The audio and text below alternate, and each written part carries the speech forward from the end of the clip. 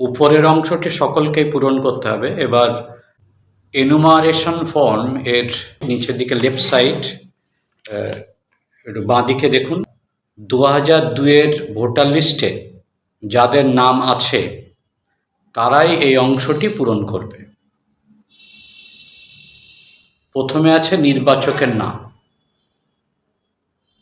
তাহলে নির্বাচকের নাম হিসেবে আপনার নামটি লিখবেন। 2002-এর তালিকায় যদি আপনার নাম থাকে এবং সেটা যেভাবে আছে, যেভাবে থাকবে সেইভাবেই আপনার নামটি এখানে লিখতে হবে।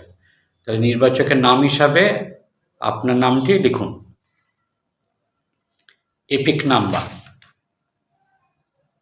2002-এর তালিকা অনুযায়ী যদি আপনার এপিক নাম্বার থাকে তাহলে এপিক নাম্বারটি দেবেন।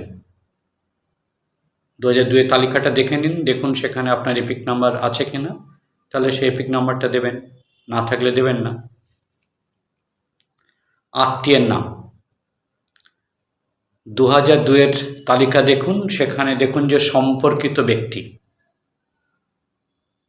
আপনার নাম এবং আপনার নামের পাশে সম্পর্কিত ব্যক্তি আছেন, তাহলে তার নামটি লিখুন এবং সেখানে তার পরবর্তীতে সম্পর্ক দেখুন, ওখানে সম্পর্কে পিতা মাতা স্বামী যেটি আছে সেইটি, যেভাবে আছে যা আছে তাই দেবেন।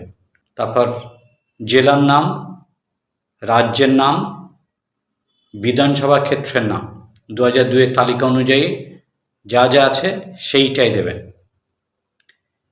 বিধানসভা ক্ষেত্রের নম্বর 2002-এর তালিকা দেখুন, সেই তালিকার উপরের অংশে লেফট সাইডে দেখুন যে বিধানসভা ক্ষেত্রের নম্বর আছে, সেটা লিখুন। অংশ নাম্বার তালিকার উপরে রাইট সাইড ডান দিকে দেখুন, সেখানে অংশ নাম্বার রয়েছে, তাহলে অংশ নাম্বার উল্লেখ করবেন। ক্রমিক সংখ্যা অর্থাৎ আপনার 2002-এর তালিকায় আপনার যেখানে নাম আছে সেখানে যে সিরিয়াল নাম্বার, সেই যে ক্রমিক সংখ্যা সেটা দিতে হবে যেন ভুল না হয়।